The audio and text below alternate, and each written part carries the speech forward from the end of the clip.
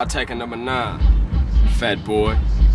Do you remember the times you were actually happy playing games? Huh? Back in that day, companies actually cared about their audience, right? Not just stupid money and obviously creating the worst period of industry since this came out. I don't. I'm 5 years old. But you? You might. Those times were something different. A lot of you could say that video games had souls, which is pretty abstract. What does that even mean? Dark Souls? Soul Calibur? Better Call Saul? The market was pretty humble back in the day compared to what we have now. And the companies didn't know they could abuse microtransactions for the end of their lives, releasing the same bullshit over and over and over and over. The good times, yeah. Oh my god, I hate my life. I was like this. And now I'm like this, because this is making this. And here we are, today's guest, the king of the hill, the #1 victory royale, the real example of how not to do. Yeah, goodbye Ubisoft, you got this. Over the last years, the tendency has been pretty much the same. Big companies don't die, they sometimes struggle from year to year, eventually releasing something at least 7 out of 10 to prove investors and regular audience that they're capable of at least pretending to care what they're doing. Classic. And a lot of you might think that Ubisoft is one of those companies. For those who might not know, the Ubisoft is a pretty large one. By saying large, I mean 20k staff members with around 50 offices all over the world. This is the big Yoshi size company. Alright, well, imagine being a huge company with 50 offices all around the human globe and releasing 0 AAA games for the last year and a half. Feel that? And the next Assassin's Creed game has chances to be delayed to 2024 as they already did it 2 times. Another legendary, almost an ancient tale that my son will probably be telling to his children about the mysterious game that has something to do with pirates and ships. Not sure if this game has been in a status of development for at least 1 day though. Why focusing on quality high budget games with a possible good income when you can make this?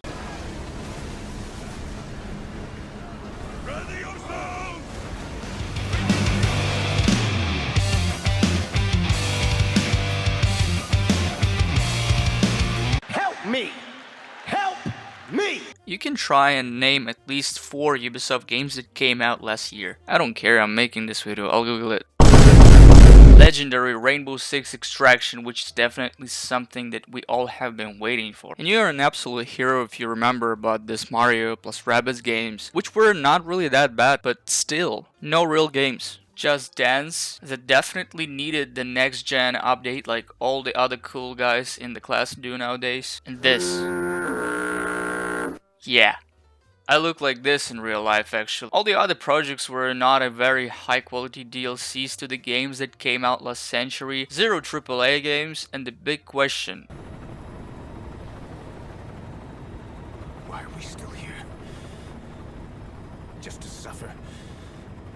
You may say, yo, 4 games, isn't that bad? 50 offices! Just Dance doesn't even exist! They probably only changed the desktop icon of it. If you think that I am dramatic, okay, even Activision did better last year, being twice as small as Ubi. And I hate them even more. Firstly, I thought that they mostly are okay with such results, and they're dealing with financial risks and doing okay, but seems like the problem is bigger than I thought. Last year, the company expected around $400 million as a total income, but eventually they had to revise its full year targets and turned out they're not even raising money.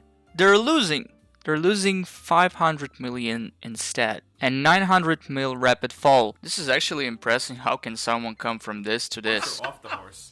He's still holding the fucking ring. Eventually they ended up being 20s by the end of the year by game revenues and 36 by market capitalization, being even lower than Square Enix with 5k employees and CD Projekt with only 1,000 workers and 9 offices. The question is, what were all these people doing this whole time? And why is Ubisoft where it's now? Let's see what we got for over the last years. Far Cry 6 didn't get too much attention, even though Ubi invited the guy from the TV show. The game just couldn't suggest anything new. 2 full-size Assassin's Creed games that had nothing to do with Assassin's Creed lore, but instead they were overwhelmed with these beautiful solutions for the players that don't even want to actually play the game they bought. Watch Dogs Legion, which was kinda Ghost Recon Breakpoint blows from the first second of its existence. Far Cry 5 was not that bad, but it came out 5 years ago. All the good games from French studio were released either millions of years ago like For Honor, Siege, or second Watch Dogs, which was actually 6 years ago. Basically, the company was trying to find ways to raise a lot of money without making new games. Overall, they had a huge bet on Life Survive's open world games, again, when it was so popular and they were pretty similar and will be supported for the end of their days.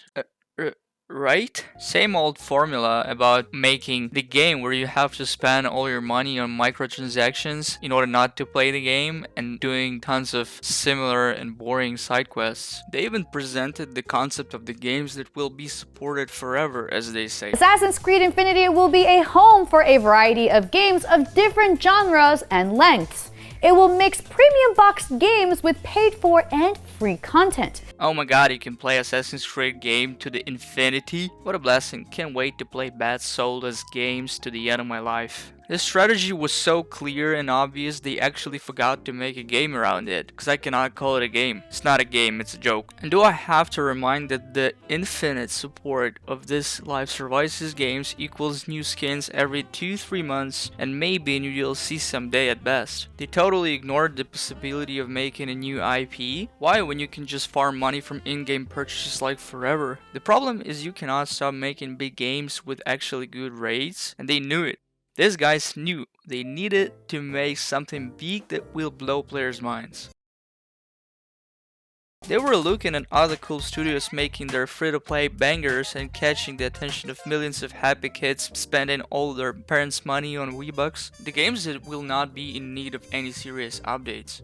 And it sounds a little bit too perfect. Right? They were so obsessed with the idea of repeating the Fortnite success they were developing 12 Battle Royale games at one point. You what? And Ubi are still developing another free-to-play team-based FPS game called X-Defined with cool abilities and you know.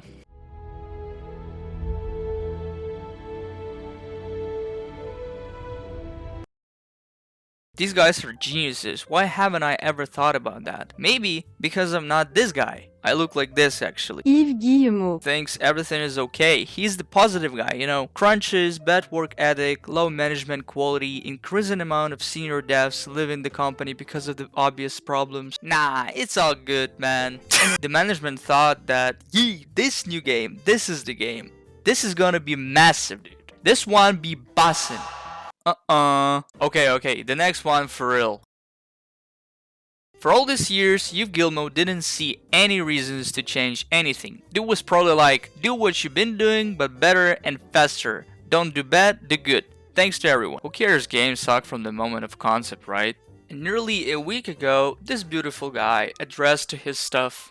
Give it all and be as efficient and lean as possible. He added, the ball is in your court to deliver this lineup on time and the expected level of quality and show everyone what we are capable of achieving. What an excellent example of how to shift responsibility on someone else. Obviously he had to apologize for saying that, but that actually shows us the current attitude inside the company. And what's more important, doesn't feel like anyone is trying to make it better to turn the tables. I've been playing Ubisoft games for the half of my life. I haven't played this on PS2. Answering the question from the start of the video, yeah, I remember when the company was good, when everyone was actually waiting for the E3 to hear about another world premiere from Ubisoft, and I was like this at that time. And besides all the jokes and the minimum amount of faith, the big part of me truly hopes that they can still provide a decent amount of joy to their audience. Well, they actually have a couple of ways not to mess everything up completely. Ubi will most likely have to fire a decent amount of their stuff and do some high-level management changes, and after 1 or 2 years of restructuring, they can actually not die completely and even release some potential big game. Not you. There's also a way when they are completely selling the company to some sugar daddy from Asia, which Yves Guillemot was reportedly trying to do, but seems like most of the other conglomerates are like, the f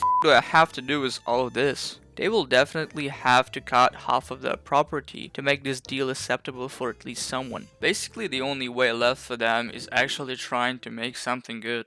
The odds are pretty low though, unless they come up with more generic and stupid title than Immortals Phoenix Rising. Anyways, there should be a solid ending, but I'm a joker now and will tell a joke. What do you get when you cross a mentally ill loner with a society that abandons him and treats him trash?